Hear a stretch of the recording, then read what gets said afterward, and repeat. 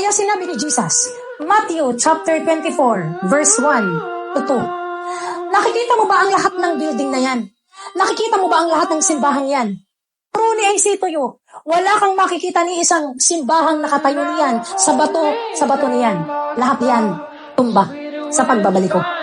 Naniniwala kayo simbahan ang magiging dahilan ng maraming pagkadapa ng tao sa mundo? Naniniwala kayo? Naniniwala kayo?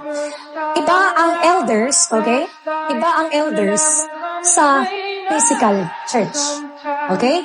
Ang elders ay tamang spiritual na simbahan. Yan ay may pagre-rebuke na katulad na ginagawa natin.